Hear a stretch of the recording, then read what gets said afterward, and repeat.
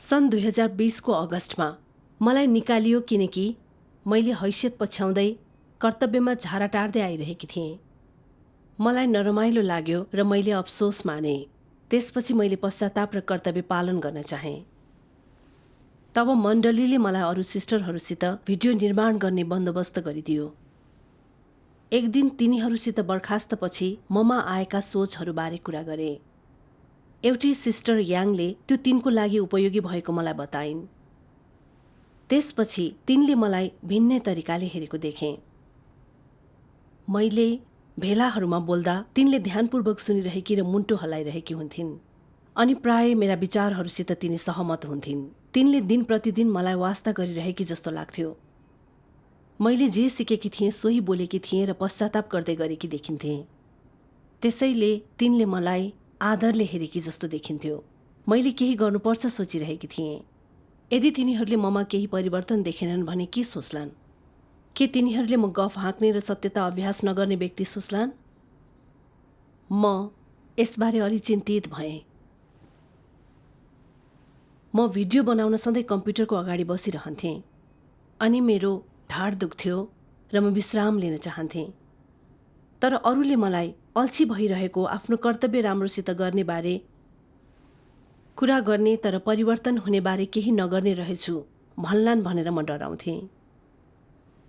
त्यसैले आफ्नो कर्तव्यबारे म गम्भीर छैन भनेर अरूले सोच्लान् भन्ने डरले म थकित हुँदा पनि विश्राम लिँदैनथेँ। मलाई निन्द्रा लाग्दा पनि म चाँडै सुत्न जाँदिनथेँ। मैले काम सिद्ध्याए पनि आफूलाई राति 11:30 वा 12 बजेसम्म काम गरिरहन बाध्य पार्थेँ। कहिलेकाहीँ म रातभरि जागै रहन्थेँ र बिहान मुस्किलले उठ्न सक्थेँ। तर म अरूसित जबरजस्ती उठ्थेँ। तपाईँ अरूमा नराम्रो छाप छोड्न डराउनुहुन्थ्यो। हो। एकपल्ट सिस्टर याङले केही भिडियोहरूमा काम गर्नु पर्यो। मेरो तिनलाई सहायता गर्ने योजना थिएन किनकि ती कठिन र जटिल थिए र म त्यो समस्या हल गर्न चाहदिनथेँ। तर मलाई आफूसित कुनै परियोजना नभएको थाहा थियो। त्यसैले यदि मैले सहायता गरिनँ भने मैले आफ्नो काम राम्ररी गर्न खोजिरहेको जस्तो देखिने थिएन र सिस्टरहरूले म सत्यतालाई पछ्याउने नभई गफ मात्र हाँक्ने भनी सोच्ने थिए। त्यसैले मैले गएर सिस्टर याङलाई म त्यसमा उनलाई सहायता गर्न सक्छु भनेर भने। मैले आफ्नो कर्तव्यमा हाम फालेको जस्तो देखिन्थ्यो। तर यो मेरो छविलाई जोगाउनु थियो भन्ने कुरा मलाई थाहा थियो। मैले अस्थिर महसुस गरेँ र मेरा उत्प्रेरणाहरूको बारेमा अरूसित खुलस्त हुन चाहेँ।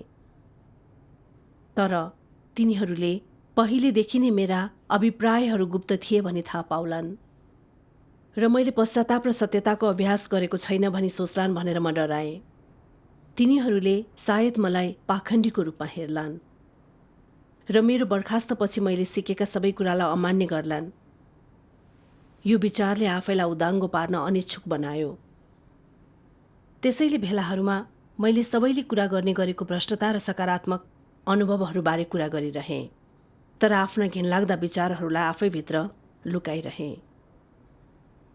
मैले सकारात्मक कुरा मात्र बाँडिरहेको कारणले भेलामा सिस्टर याङले सत्यतालाई अभ्यास गरिरहेको र राम्रो सङ्गति दिइरहेको भनेर मेरो प्रशंसा गरिन्।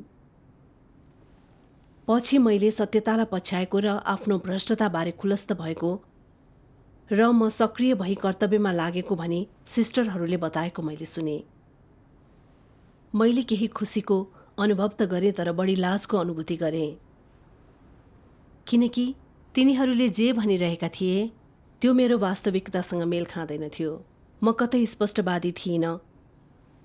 आफूभित्रको घिनलाग्दो भ्रष्टताबारे कहिले कुरा गरिनँ। आफ्नो कर्तव्यमा उत्साही हुनुमा मेरा भित्री आशयहरू थिए। मलाई त्यो एकदमै भद्दा लाग्यो। सबैजना मेरो कपटीपनको धोकामा परेका थिए। म के गर्न सक्थेँ? मैले साँच्चै दोषी अनुभव गरेँ र तिनीहरूलाई धोका नदिन खुलस्त हुन चाहेँ। तर यदि मैले त्यसो गरेँ भने सबैजनाले मेरा घिनलाग्दा विचारहरूबारे थाहा पाउलान् भनेर म डराएँ। यदि मेरो पश्चाताप केवल ढोंगीपन र बनावटी भएको थाहा पाए भने तिनीहरूले मेरो वास्तविकता देख्नेछन् अनि म एउटा धूर्त दुष्ट व्यक्ति हो भनी चिन्नेछन्। मेरो राम्रो छवि ध्वस्त हुनेछ र कसैले उच्च नजरले हेर्ने छैन। त्यसपछि मैले अरूसित मेरो हृदय खोल्ने साहस गुमाएँ। त्यसको हल तिमीले कसरी निकाल्यौ त? मैले त्यसबारे सोचिरहेकी र आत्मसमीक्षा गरिरहेकी थिएँ।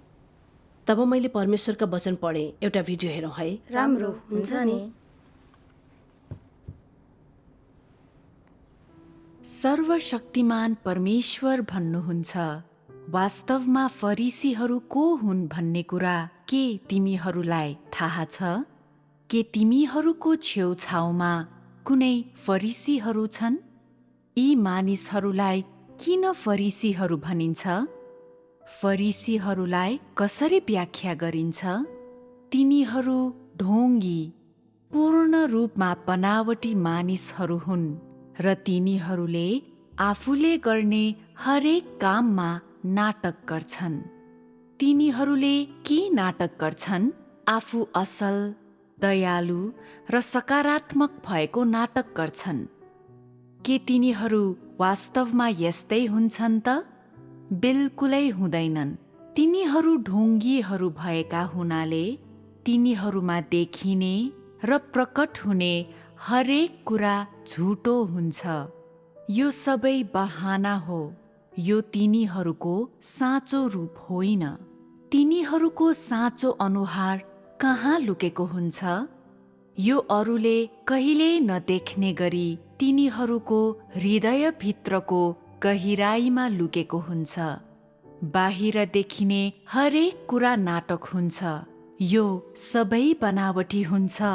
तर तिनीहरूले मानिसहरूलाई मात्र मूर्ख बनाउन सक्छन्, परमेश्वरलाई मूर्ख बनाउन सक्दैनन्। यदि मानिसहरूले सत्यताको खोजी गर्दैनन् भने, यदि तिनीहरूले साँचो रूपमा परमेश्वरका वचनहरू अभ्यास र अनुभव गर्दैनन् भने, तिनीहरूले साँचो रूपमा सत्यता बुझ्न सक्दैनन् र तिनीहरूका वचनहरू सुन्दा जति नै मिठा लागे पनि ती वचनहरू सत्यताका वास्तविकता होइनन्, केवल धर्म सिद्धान्तका वचनहरू हुन्। केही मानिसहरूले धर्म सिद्धान्तलाई सुगारटाई गर्नमा मात्र ध्यान दिन्छन्। तिनीहरूले उच्च प्रवचन दिने जो कोहीको नक्कल गर्छन् र नतिजा स्वरूप केही वर्षभित्रमै तिनीहरूको धर्म सिद्धान्त वाचन कला झन उच्च बन्दै जान्छ र तिनीहरूलाई धेरै मानिसहरूले आदर र श्रद्धा गर्छन् र त्यसपछि त तिनीहरूले छलावरण धारण गर्न थाल्छन् अनि आफूले भन्ने र गर्ने कुरामा एकदमै धेरै ध्यान दिन र आफूलाई विशेष रूपमा धर्मी र आत्मिक देखाउन थाल्छन्। तिनीहरूले छलावरण धारण गर्नका लागि यी तथाकथित आत्मिक सिद्धान्तहरूको प्रयोग गर्छन्। तिनीहरू जहाँ जहाँ जान्छन्, तिनीहरूले बोल्ने कुरा यही हो, जुन बाहिरबाट हेर्दा आकर्षक हुन्छन् र ती मानिसहरूका धारणाहरूसित मिल्छन्, तर तिनमा सत्यताको वास्तविकता हुँदैन। यी कुराहरूको प्रवचन मार्फत मानिसहरूका धारणा र रुचिसँग मिल्दा यी कुराहरू मार्फत तिनीहरूले धेरै मानिसहरूलाई उल्लु बनाउँछन्। अरूको लागि यस्ता मानिसहरू अत्यन्तै भक्त र नम्र देखिन सक्छन्, तर यो वास्तवमा देखावटी मात्र हो। तिनीहरू सहनशील, धैर्य र प्रेमिलो देखिन्छन्, तर यो वास्तवमा बहाना मात्र हो। तिनीहरूले परमेश्वरलाई प्रेम गर्छौं भनी भन्छन्, तर त्यो वास्तवमा नाटक मात्र हो। अरूले यस्ता मानिसहरूलाई पवित्र सोच्छन्, तर यो वास्तवमा नौटङ्की मात्र हुन्छ। साँचो रूपमा पवित्र व्यक्तिलाई कहाँ भेट्न सकिन्छ? मानव पवित्रता सबै देखावटी हो। यो सबै नाटक र बहाना मात्र हो। बाहिरी रूपमा तिनीहरू परमेश्वरप्रति निष्ठावान देखिन्छन्, तर वास्तवमा तिनीहरूले अरूले देखुन् भनेर मात्रै कार्य प्रदर्शन गरिरहेका हुन्छन्। जब कसैले हेरिरहेका हुँदैनन्, तिनीहरू अलिकति पनि निष्ठावान हुँदैनन् र तिनीहरूले गर्ने हरेक कुरा झारा टार्ने शैलीका हुन्छन्। सतही रूपमा तिनीहरूले आफैलाई परमेश्वरमा समर्पित गरेका छन् र आफ्ना परिवार र जागिर छोडेका छन्, तर गोप्य रूपमा तिनीहरूले के गरिरहेका हुन्छन्?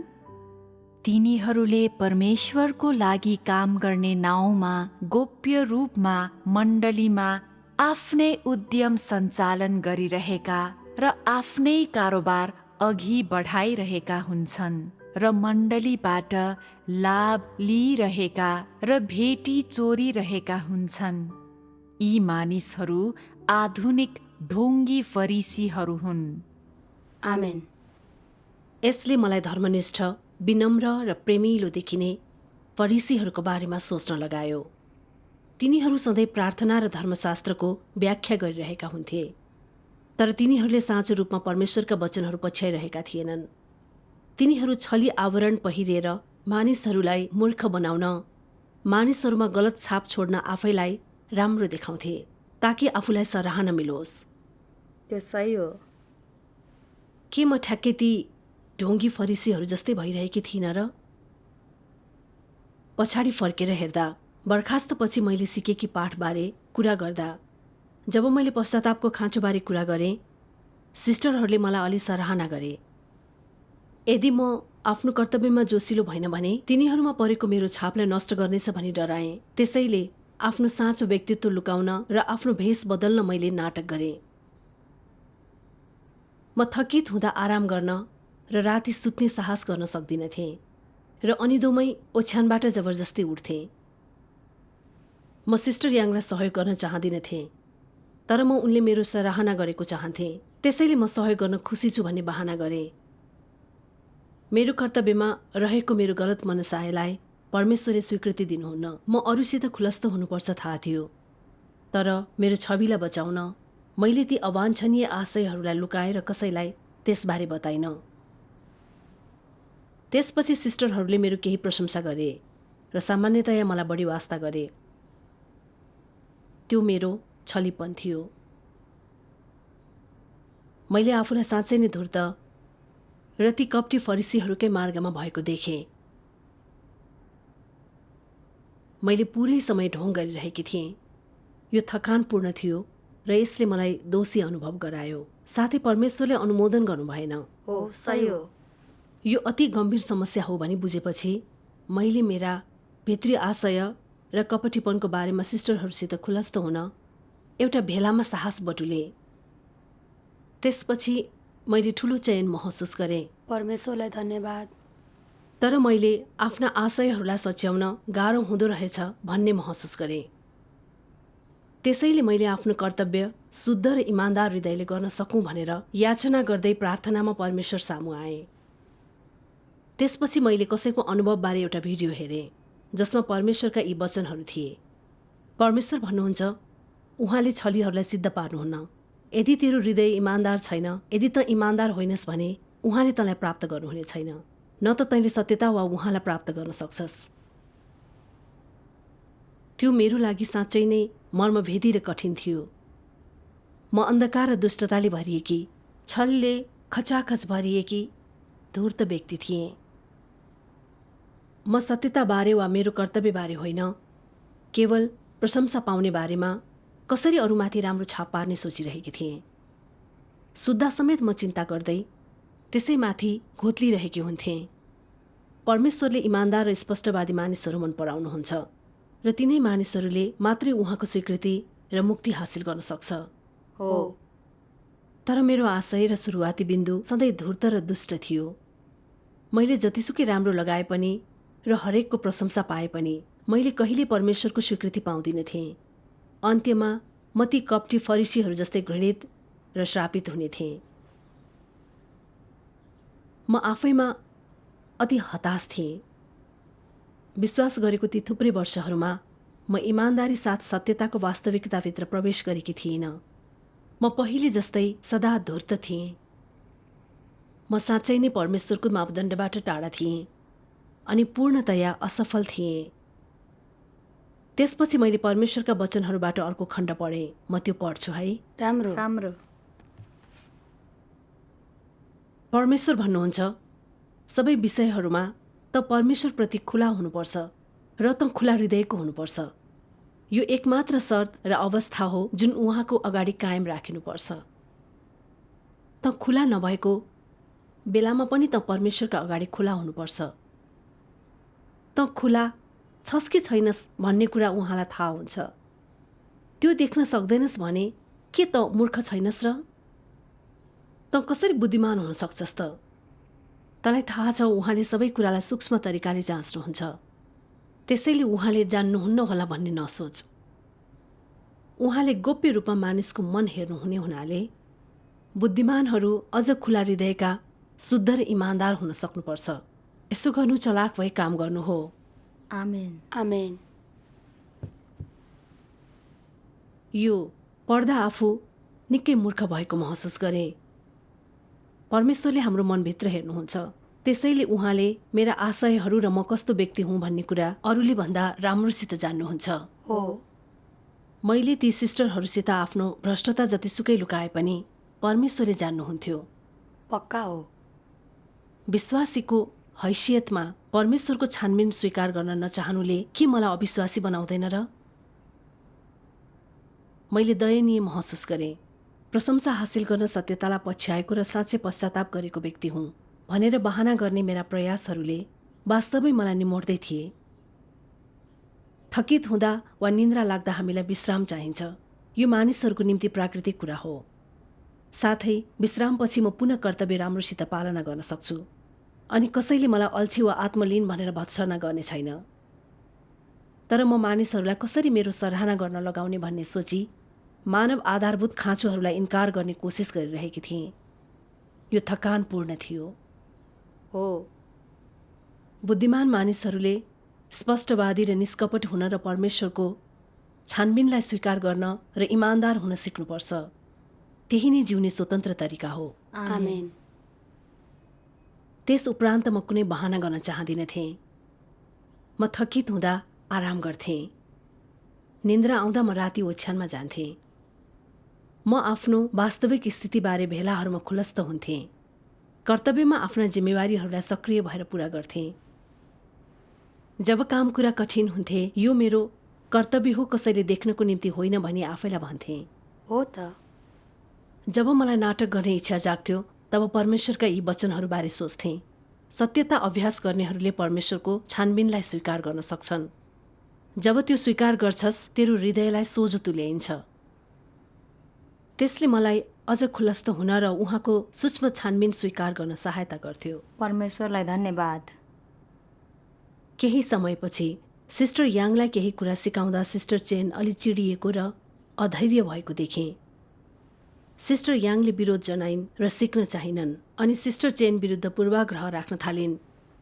उनलाई तालिममा सहयोग गर्न सक्छु जस्तो मलाई लाग्यो, ताकि तिनीहरूले म प्रेमिलो धैर्यवान व्यक्ति देखुन् र मलाई अझ मन पराउन्। मैले अन्त्यमा त्यही गरी छाडेँ।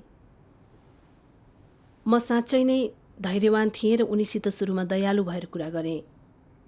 तर उनले ढिलो गरी सिक्छिन् र धेरै गल्ती गर्छिन् भनेर देखेपछि म रिसाउन थालेँ। मैले उनी त्यति तेजिलो नभएको महसुस गरेँ र उनलाई तुच्छ नजरले हेर्न थालेँ। तर मैले संयमता अपनाउँदै अघि बढ्दै गएँ। मैले संयम गुमाउँदैछु भनी मलाई थाहा थियो, तर मैले भेलाहरूमा मेरा साँचो भावनाहरूलाई खुलस्त पारिन, किनकि यदि मैले केही बोलेँ भने म सिस्टर चेन जस्तै अनुचित र ममा प्रेम र धैर्यको कमी छ भनी सिस्टरहरूले सोच्नेछन् र त्यसले मेरो छवि नष्ट गर्नेछ भनेर म चिन्तित थिएँ।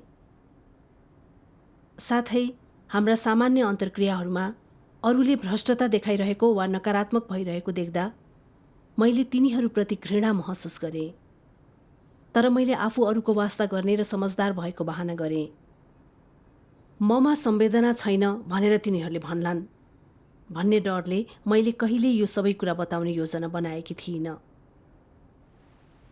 नोभेम्बरको एक दिन मैले भोलिबाटै अर्को ठाउँमा कर्तव्य सम्हाल्नुपर्छ लेखिएको अगुवाको पत्र पाएँ। मेरो प्रस्थानले दुःख लागेको सिस्टरहरूले बताए। सिस्टर लीले भनिन् कि मेरो सङ्गति उनको लागि निकै उपयोगी थियो। म अरूसित निष्पक्ष थिएँ। मैले कहिल्यै नाक खुम्च्याइन। र सत्यतालाई बुझ्ने र पछ्याउने सबैलाई जहाँ पनि स्वागत हुन्छ। तिनीबाट त्यस्तो उच्च प्रशंसा सुनेर मैले असहज अनुभव गरेँ। अरूलाई अति प्रशंसा गर्नु तिनीहरूको निम्ति राम्रो हुँदैन भनी उनलाई बताएँ। हो, सही हो। त्यसपछि सिस्टर याङसित मेरो कुरा भयो। उनले मेरो प्रशंसा गरिरहेकी थिइनन्, तर उनले पनि सिस्टर लीले जस्तै गरी हेर्थिन् भन्ने मैले थाहा पाउन सक्थेँ। मैले मेरो हृदयमा बोझ भएको अनुभव गरेँ। मैले तिनीहरूलाई गलत प्रकारले डोर्याएको छु र मसित समस्या छ भनी चिन्तित भएँ। यसलाई अर्को प्रकारले हेर्दा मसित भ्रष्ट स्वभाव छ र म आत्मसमीक्षा गर्ने कोसिस गरिरहेको छु र सायद म त्यस कुरामा तिनीहरूभन्दा उत्तम छु, त्यसैले तिनीहरूले मेरो सराहना गरेको सोचे। यो सोचसँगै मैले मेरो मनबाट ती चिन्ताहरूलाई हटाइदिएँ र त्यसबारे फेरि सोचिनँ। तिमी ठिक स्थितिमा थिएनौ भनेर कसरी महसुस गर्यौ? मैले गवाहीको एउटा भिडियो हेरेँ, एक ढोङ्गीको पश्चाताप, जसमा एउटी सिस्टरले तिनको सङ्गतिमा सकारात्मक कुराहरू मात्रै बाँडचुँड गरेकी र सबैले तिनलाई सराहना गरेको कुरा छन्। तिनलाई बर्खास्त गरियो, तर फेरि त्यो कर्तव्य सम्हाल्न भनेर तिनलाई सर्वसम्मतले चुनियो, किनकि तिनी बिना काम गर्न नसक्ने जस्तो उनीहरूले महसुस गरे। केहीले तिनलाई यति सराहना गरे कि तिनलाई परमेश्वर जस्तै व्यवहार गरे। यसले मलाई साँच्चै नै बिउजायो। यो गम्भीर समस्या थियो। हो, पछिल्लो समयमा अरूले मलाई कति आदर र प्रशंसा गरेका थिए भनेर मैले सोचेँ। म पनि केवल सकारात्मक प्रवेशका कुरा गर्ने त्यही सिस्टर जस्तो हुन सक्छु र मैले समीक्षा गर्नुपर्ने हुन्छ भनी सोचेँ। अनि मैले परमेश्वरका वचनहरूको खण्ड पढेँ। हामी एउटा भिडियो हेरौँ न। राम्रो।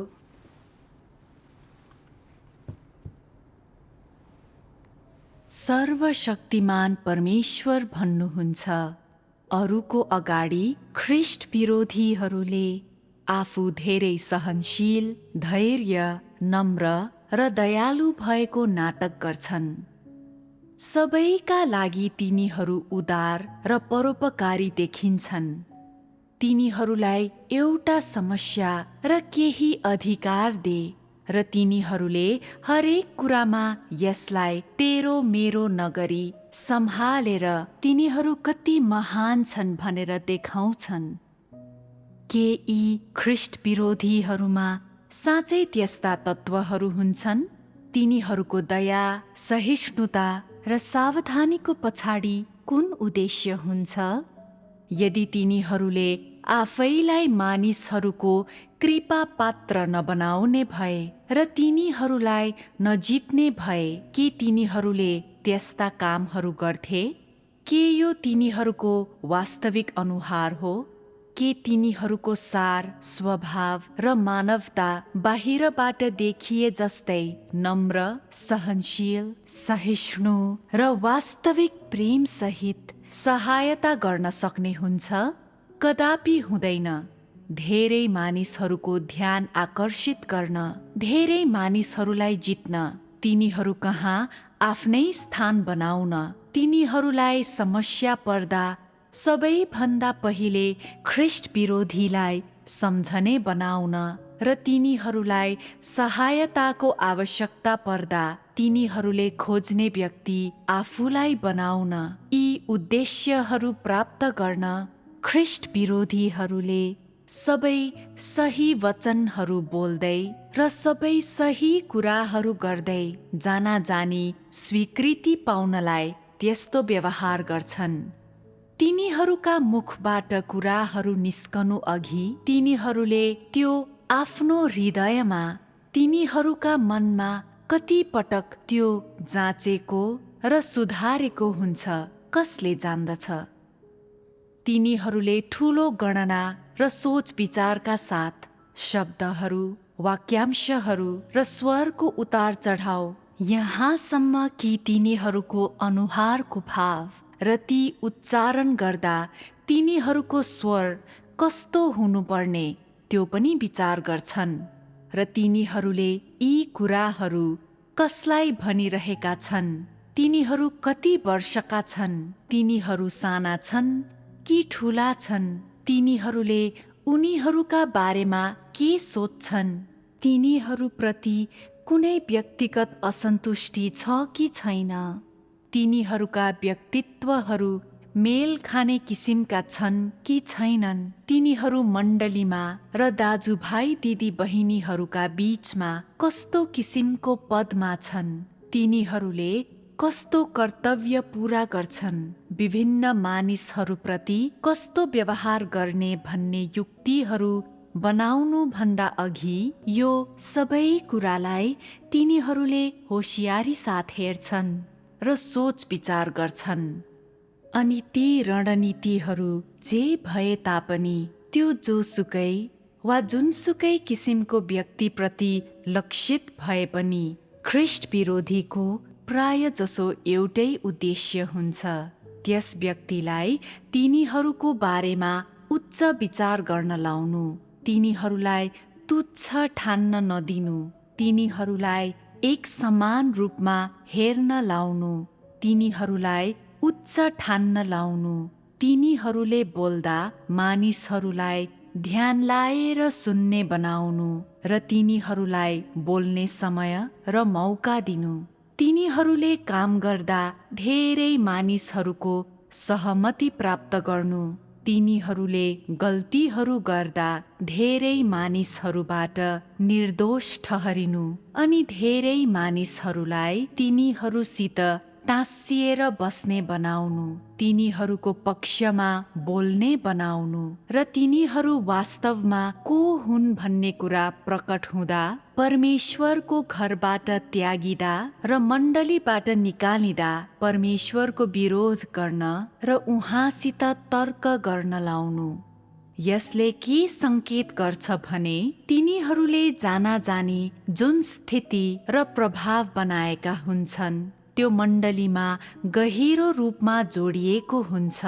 स्पष्ट रूपमा तिनीहरू तल खसालिएपछि धेरै मानिसहरूले तिनीहरूलाई सहयोग, ऐक्यबद्धता र सुरक्षा प्रदान गर्नु भनेको तिनीहरूको प्रयास व्यर्थ भएको छैन भन्ने हो। आमेन।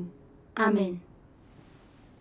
परमेश्वरका वचनहरूले देखाउँछन् कि ख्रिस्ट विरोधीहरू प्रशंसा पाउन महान व्यक्ति भएको ढोङ गर्छन् र यसरी अरूलाई पथभ्रष्ट पार्छन्। म पनि ख्रिस्ट विरोधी जस्तै ढोङ गरिरहेकी थिएँ। म प्रशंसा चाहन्थेँ, त्यसैले सिस्टर याङलाई तालिम दिँदा मलाई दिक्क लाग्दा पनि अनुहारमा आफू धैर्यवान भएको भाव झल्काएँ। र जब मैले सिस्टरहरूमा भएको भ्रष्टता देखेँ, तिनीहरूलाई तुच्छ नजरले हेरेँ, तर मैले अझै ढोङ गरेँ। तिनीहरू कोहीसित कहिल्यै खुलस्त भइन। यसले तिनीहरूमा बसेको मेरो छवि नष्ट गर्ला भनी डराएँ। त्यसले तिनीहरूको आँखामा पर्दा हालेको थियो र तिनीहरूले मेरो प्रशंसा गरिरहे। मैले आफू साँच्चै नै धूर्त भएको देखेँ। मैले किन ढोङ गर्नबाट आफूलाई रोक्न सकिनँ भनी सोच्न थालेँ। यो कस्तो स्वभाव हो? मैले परमेश्वरका वचनको एउटा खण्ड पढेँ जुन यहाँ राख्न चाहन्छु। राम्रो हुन्छ नि। परमेश्वर भन्नुहुन्छ, छल प्रायजसो बाह्य रूपमा प्रकट हुन्छ। जब कुनै व्यक्तिले घुमाउरो कुरा गर्छ वा कुटिल र धूर्त शैलीमा बोल्छ, त्यो छल हो। अनि दुष्टताको मुख्य विशेषता के हो त? दुष्टता मानिसहरूको कुरा राम्रो सुनिने अवस्था हो। जसरी हेरे पनि सबै कुरा ठिक, दोषरहित र असल देखिन्छ। र यो यस्तो अवस्था हो जसमा तिनीहरूले कुनै स्पष्ट शैली प्रयोग नगरी काम गर्छन् र आफ्ना लक्ष्य हासिल गर्छन्। तिनीहरू काम गर्दा अत्यन्तै गोप्य हुन्छन्। तिनीहरूले ती कुरा कुनै खोट वा कमी कमजोरी नदेखाई हासिल गर्छन्। यसरी ख्रिस्ट विरोधीहरूले मानिसहरूलाई बहकाउँछन्। अनि यस्ता कुरा र यस्ता मानिसलाई पहिचान गर्नु असाध्यै गाह्रो हुन्छ। कतिपय मानिसले अक्सर सही कुरा गर्छन्, राम्रो लाग्ने वाक्यांश प्रयोग गर्छन् र मानिसलाई छल्न भावनासँग मिल्ने धर्म सिद्धान्त र विधि प्रयोग गर्छन्। आफ्ना गुप्त उद्देश्यहरूलाई हासिल गर्न तिनीहरूले एकातिर जाने बहाना गर्छन् तर अर्कोतिर जान्छन्। दुष्टता यही हो। सामान्यतया मानिसहरूले यी व्यवहारहरूलाई छल ठान्छन्। तिनीहरूसँग दुष्टताको बारेमा थोरै ज्ञान हुन्छ र विश्लेषण पनि कम नै गर्छन्। दुष्टतालाई पहिचान गर्नु वास्तवमा छलभन्दा कठिन हुन्छ। यो अझै बढी गुप्त हुन्छ र यससँग सम्बन्धित विधि र तरिकाहरू परिष्कृत हुन्छन्। जब कुनै व्यक्तिमा छली स्वभाव हुन्छ, तब अरूले ऊ छली छ वा उसका कार्य र उसका बोलीवचनहरूले छली स्वभाव प्रकट गर्छन् भन्ने कुरा पत्ता लगाउन सामान्यतया 2-3 दिन मात्र लाग्छ। तर जब कुनै व्यक्ति दुष्ट छ भनिन्छ, यो केही दिनमा थाहा पाउने कुरा होइन, किनभने अल्पकालीन रूपमा कुनै महत्त्वपूर्ण वा विशेष घटना घटेन र तैँले तिनीहरूलाई मात्रै सुनिस् भने तिनीहरूलाई चिन्न कठिन हुनेछ। तिनीहरूले सही वचनहरू बोल्छन् र सही कामहरू गर्छन् र एकपछि अर्को धर्म सिद्धान्त बताउन सक्छन्। त्यस्तो व्यक्तिसँग केही दिन बिताएपछि तैँले तिनीहरूलाई असल व्यक्ति, त्यागी, समर्पित हुने, आत्मिक कुराहरू बुझ्ने, परमेश्वरलाई प्रेम गर्ने, विवेक र चेतनाद्वारा काम गर्ने व्यक्ति ठान्छस्। तर तिनीहरूले आफ्नो काम सुरु गर्ने बित्तिकै तैँले तिनीहरूका बोलीवचन र कार्यमा अत्याधिक अशुद्धता भएको वा तिनीहरूमा अत्यन्तै धेरै कुटिल सोच भएको पत्ता लगाउनेछस् र तैँले महसुस गर्नेछस् कि तिनीहरू इमान्दार नभई छली मानिसहरू हुन् र तिनीहरू दुष्ट हुन्। तिनीहरूले मानिसहरूसँग कुरा गर्न प्राय ठिक शब्दहरू, सत्यतासँग मिल्ने, मानिसहरूका भावना अनुसारका र राम्रो सुनिने शब्दहरू छान्छन्। एकातिर तिनीहरू आफैलाई स्थापित गर्न अनि अर्कोतिर मानिसहरूमाझ हैसियत र प्रतिष्ठाका लागि अरूलाई धोका दिन त्यसो गर्छन्। यस्ता मानिसहरू अत्यन्तै छली हुन्छन् र शक्ति र हैसियत मिल्ने बित्तिकै धेरै मानिसलाई बेवकुफ बनाउँछन् र क्षति गर्छन्। दुष्ट स्वभाव भएका मानिसहरू अविश्वसनीय रूपमा खतरनाक हुन्छन्। आमेन। आमेन। यसले मलाई देखायो कि यसको पछाडि दुष्ट स्वभावले मलाई नियन्त्रण गरिरहेको छ, जसलाई बुझ्न धूर्तता बुझ्नुभन्दा पनि कठिन छ। मैले आफ्नै निम्ति मानिसहरूको हृदय जित्ने र पथभ्रष्ट गर्ने कोसिस गरिरहेकी थिएँ। त्यसैले मैले सत्यता अनुरूप रहेका काम कुराहरू गरेँ र अरूहरू छलमा परे। हो त, म त्यस्तै नै थिएँ। सत्यतालाई पछ्याउने र प्रेमिलो मानिसहरूलाई सबैले मन पराउँछन् र तिनीहरू परमेश्वरको घरमा प्रतिष्ठित हुन्छन्। त्यसैले मैले त्यस्तो व्यक्ति भएको बहाना गरेँ। म कष्ट भोग्न, मूल्य चुकाउन, कर्तव्य पालन गर्न र प्रेमिलो हुन तत्पर देखिन्थेँ। अनि मैले सत्यता अनुरूप चलेको जस्तै ढोङ गरेँ। तर मेरो लक्ष्य सत्य पालन गर्नु थिएन, प्रशंसा पाउनु थियो। म अरूको हृदयलाई कब्जा गर्न तिनीहरूको नजरमा राम्रो देखिन चाहन्थेँ। म साँच्चै दुष्ट र घिनलाग्दो थिएँ। यदि परमेश्वरका वचनहरूको न्याय नहुँदो हो त म आफूलाई लुकाउनु धूर्तता मात्रै हो भनी सोच्थेँ। तर यो एक प्रकारको खराब स्वभाव हो भनी बुझ्न सक्दिनँ थिएँ। हो नि, यो परमेश्वर विरुद्धको बाटो हो। हो त नि। म यति गहिरो प्रकारले शैतानद्वारा भ्रष्ट भएकी थिएँ, तर म सधैँ प्रशंसा पाउन र अरूको हृदयमा बस्न चाहन्थेँ। कति निर्लज्ज! परमेश्वरले हामीलाई सृष्टि गर्नुभयो, केवल परमेश्वर हाम्रो हृदयमा हुनुपर्छ। तर म परमेश्वरको ठाउँको निम्ति लड्दै मानिसहरूको हृदय उगट्न चाहन्थेँ। मैले प्रधान दूत जस्तै व्यवहार गरिरहेकी थिएँ। हो, उहाँको धर्मी स्वभावलाई चिडाउन सकिँदैन, त्यसैले पश्चाताप नगरेकी भए म फरिसीहरू जस्तै श्रापित हुनेछु भनी मलाई थाहा थियो। यसले मलाई त्रसित तुल्यायो। त्यसरी नै अघि बढ्दै गए म अप्ठ्यारोमा पर्नेछु भन्ने मलाई थाहा थियो। मैले देहलाई परित्याग गरी सरल र इमान्दार व्यक्ति हुन्छु भनेर सङ्कल्प गरेँ। परमेश्वरलाई धन्यवाद। परमेश्वरलाई धन्यवाद।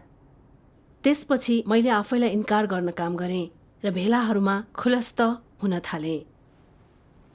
एकपल्ट एउटा भिडियोको काममा म अलि सुस्त भएँ। त्यसमा धेरै समस्याहरू थिए। त्यसलाई दोहोऱ्याएर गर्दा हाम्रो काममा धेरै ढिलाइ भयो।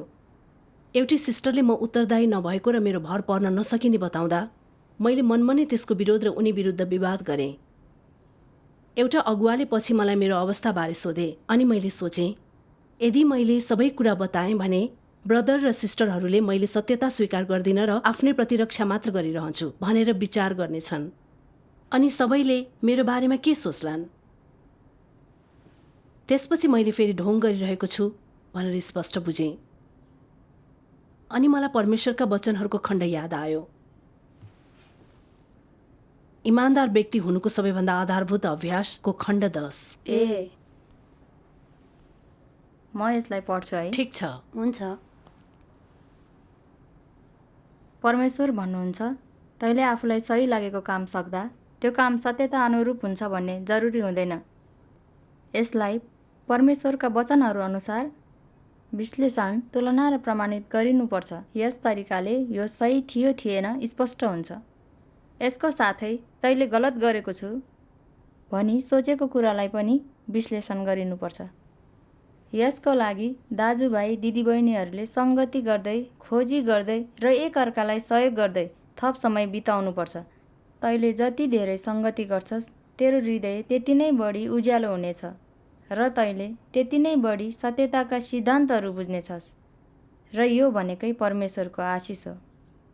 यदि तिमीहरू कसैले आफ्नो हृदय खोलेनौ र अरूको नजरमा राम्रो देखिने र आफूलाई अरूले उच्च नजरले हेरुन् र आफूलाई नगिजाउन् भनेर राम्रो आवरणले ढाक्छौ भने तिमीहरूले साँचो वृद्धि अनुभव गर्ने छैनौ।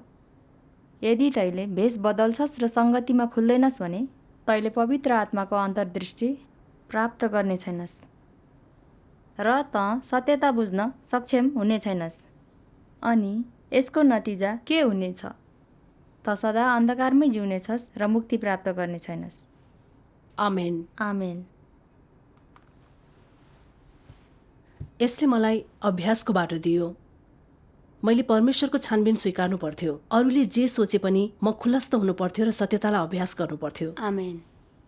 त्यस बिन्दुमा मेरो अवस्थाबारे खुलस्त हुन र आफ्नो भ्रष्टता खुलासा गर्न साहस बटुलेँ।